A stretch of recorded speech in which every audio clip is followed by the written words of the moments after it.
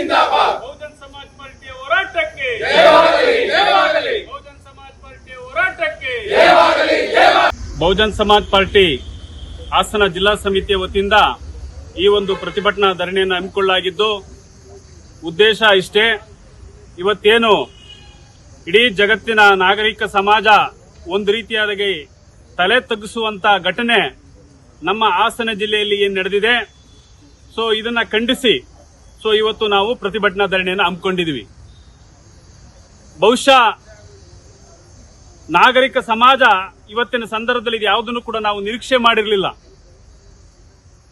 ಮನುಷ್ಯ ಸಂಕುಲಕ್ಕೆ ಒಂದು ರೀತಿಯಾದಂತ ಶಾಪವಾದಂತ ಈ ಒಂದು ಘಟನೆ ಅಧಿಕಾರದ ಬಲದಿಂದ, ಹಣದ ಬಲದಿಂದ, ಆಸ್ತಿಯ ಬಲದಿಂದ ಇವತ್ತು ಅಮಾಯಕ ಮಹಿಳೆಯರ ಮೇಲೆ ಈ ಒಂದು ಕ್ಷೇತ್ರದ ಸಂಸದರು ಈ ಒಂದು ಚುನಾವಣೆಯಲ್ಲಿ ಬಿಜೆಪಿ ಮತ್ತು ಜೆಡಿಎಸ್ ಮೈತ್ರಿಕೂಟದ ಅಭ್ಯರ್ಥಿಯಾಗಿದ್ದಂತ ಪ್ರಜ್ವಲ್ ರೇವಣ್ಣನವರು ತಮ್ಮ ಕಾಮದ ತೃಷಿಗೆ ಅಸಂಖ್ಯಾತ ಹೆಣ್ಣು ಮಕ್ಕಳನ್ನ, ಅಮಾಯಕರನ್ನ ಬಳಸಿಕೊಂಡಿರ್ತಕ್ಕಂಥದ್ದು ಅತ್ಯಂತ ನಾಚಿಗೇಡಿನ ಸಂಗತಿ.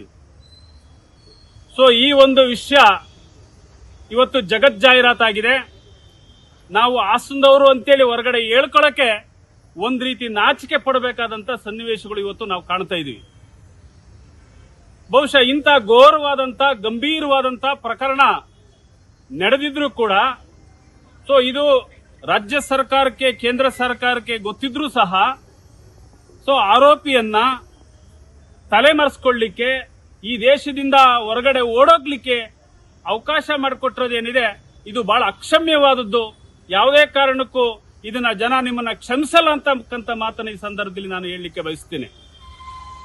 ಕಳೆದ ಭಾನುವಾರ ಈ ಒಂದು ಅಶ್ಲೀಲ ವಿಡಿಯೋಗಳು, ಪ್ರಜ್ವಲ್ ರೇವಣ್ಣ ಮಹಿಳೆಯರ ಜೊತೆ ನಡೆಸಿರ್ತಕ್ಕಂಥ ರಾಸಲೀಲೆಯ ವಿಡಿಯೋಗಳೇನಿದಾವೆ, ಈ ವಿಡಿಯೋ ತುಣುಕುಗಳು ಪೆನ್ ಡ್ರೈವ್ ಮುಖಾಂತರವಾಗಿ ಮನೆ ಮನೆಗೆ ಯಾರೋ ತಲುಪಿಸ್ತಕ್ಕಂಥ ಕೆಲಸಗಳನ್ನ ಮಾಡಿದ್ದಾರೆ.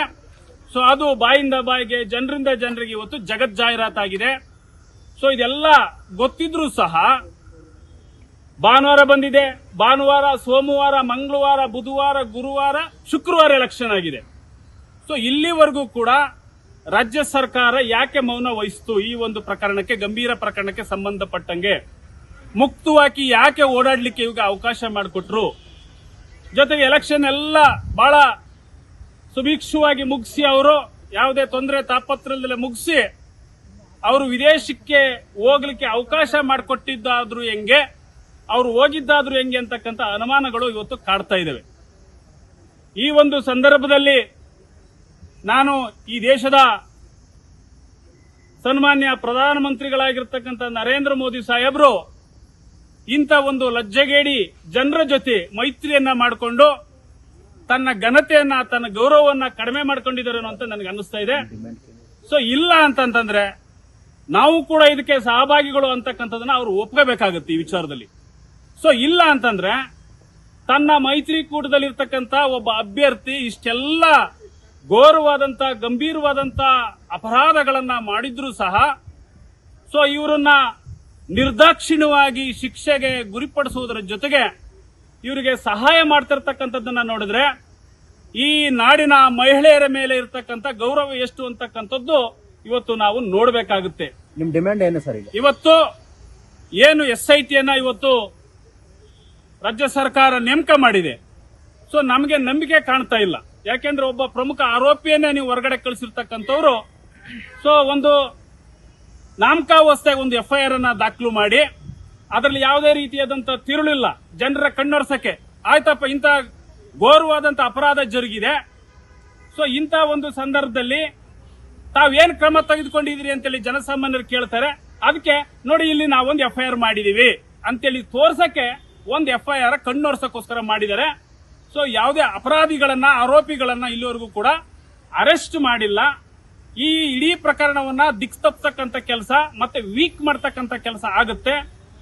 SITಯಿಂದ ಯಾವುದೇ ರೀತಿಯಾದಂತ ನಿಷ್ಪಕ್ಷಪಾತವಾದಂತ ತನಿಖೆ ನಡೆದು ಏನು ಆರೋಪಿಗಳಿದ್ದಾರೆ ಅವರಿಗೆ ಶಿಕ್ಷೆ ಆಗ್ತಕ್ಕಂಥ ಖಾತ್ರಿ ನಮಗೆ ಕಾಣ್ತಾ ಇಲ್ಲ. ಹಂಗಾಗಿ ನಮ್ಮ ಡಿಮ್ಯಾಂಡ್ ಏನಪ್ಪಾ ಅಂತಂದ್ರೆ ಈ ಒಂದು ಗಂಭೀರವಾದಂತ ಪ್ರಕರಣ ಇಡೀ ಜಗತ್ತಲ್ಲಿ ಈ ಒಂದು ಶತಮಾನದಲ್ಲಿ ಬಹಳ ದೊಡ್ಡ ಲೈಂಗಿಕ ಹಗರಣ ಇದು.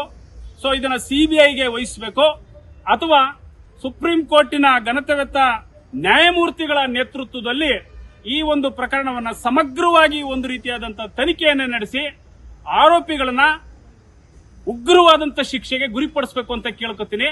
ಅದ್ರ ಜೊತೆಗೆ ಅನೇಕ ಅಮಾಯಕ ಹೆಣ್ಮಕ್ಳೇನಿದ್ದಾರೆ, ಸೊ ಈ ಒಂದು ಹೆಣ್ಮಕ್ಳ ಭವಿಷ್ಯ ಏನಿದೆ, ಸೊ ಈ ಒಂದು ಭವಿಷ್ಯದ ಮೇಲೆ ಚೆಲ್ಲಾಟ ಆಡ್ತಿರ್ತಕ್ಕಂಥವ್ರು ಯಾರೇ ಆಗಿದ್ರು ಕೂಡ, ಅದ್ರ ಹಿಂದೆ ಇರ್ತಕ್ಕಂಥವ್ರು ಯಾರೇ ಆಗಿದ್ರು ಕೂಡ ಅವ್ರನ್ನ ತನಿಖೆಗೆ ಒಳಪಡಿಸಬೇಕು, ಅವ್ರನ್ನ ಶಿಕ್ಷೆಗೆ ಗುರಿಪಡಿಸಬೇಕು. ಅದ್ರ ಜೊತೆಗೆ ಅವ್ರಿಗೆ ರಕ್ಷಣೆನ ಕೊಡಬೇಕು. ಇವತ್ತು ಯಾರ್ಯಾರ ಮೇಲೆಲ್ಲ ಹಲ್ಲೆಗಳಾಗಿದೆ, ದೌರ್ಜನ್ಯ ನಡೆದಿದೆ, ಮುಂದೆ ಬಂದು ಅವರು ಮುಕ್ತವಾಗಿ ಹೇಳ್ಕೊಳಕ್ಕೆ ಅವ್ರಿಗೆ ನಾಚಿಕೆ ಆಗ್ತಿದೆ, ಒಂದು ಭಯ ಆಗ್ತಿದೆ. ಎಲ್ಲಿ ಹೇಳ್ಕೊಬಿಟ್ರೆ ನಮಗೆ ಯಾರಾದ್ರೂ ನಮ್ಗೆ ಏನಾದ್ರೂ ಜೀವಕ್ಕೆ ಕುತ್ತು ತರಬಹುದೇನ ಅಂತ ಹೇಳ್ಕಂತ ಭಯ ಮಹಿಳೆಯರಿಗೆ ಕಾಣ್ತಿದೆ. ಸೊ ಹಾಸನ ಜಿಲ್ಲೆಯಲ್ಲಿ ಮತ್ತು ಬೆಂಗಳೂರಲ್ಲಿ ಒಂದು ವಿಶೇಷವಾದಂತ ಒಂದು ಬೆಂಚ್ ಅನ್ನ ಸ್ಥಾಪನೆ ಮಾಡಿ, ಒಂದು ದೂರು ಘಟಕವನ್ನು ಸ್ಥಾಪನೆ ಮಾಡಿ, ಬಹಳ ಮುಕ್ತವಾಗಿ ಬಂದು ಮಹಿಳೆಯರು ಯಾರ್ಯಾರ ಮೇಲೆ ದೌರ್ಜನ್ಯ ಆಗಿದೆ ಅವರು ಬಹಳ ಗೌಪ್ಯವಾಗಿ ದೂರನ್ನ ದಾಖಲು ಮಾಡಿಕೊಳ್ಳಲಿಕ್ಕೆ ಒಂದು ಅವಕಾಶವನ್ನು ಮಾಡಿಕೊಡಬೇಕು. ಸ್ಥಳೀಯ ಹಾಗೂ ನಿಖರ ಸುದ್ದಿಗಾಗಿ ಸಬ್ಸ್ಕ್ರೈಬ್ ಆಗಿ ಬೇಮಾ ವಿಜಯ ಡಿಜಿಟಲ್ ಯೂಟ್ಯೂಬ್ ಚಾನೆಲ್ ಹಾಗೂ ಪಕ್ಕದಲ್ಲಿ ಕಾಣುವ ಬೆಲ್ ಐಕಾನ್ ಕ್ಲಿಕ್ ಮಾಡಿ ಕ್ಷಣ ಕ್ಷಣದ ಅಪ್ಡೇಟ್ಗಳನ್ನು ಪಡೆದುಕೊಳ್ಳಿ.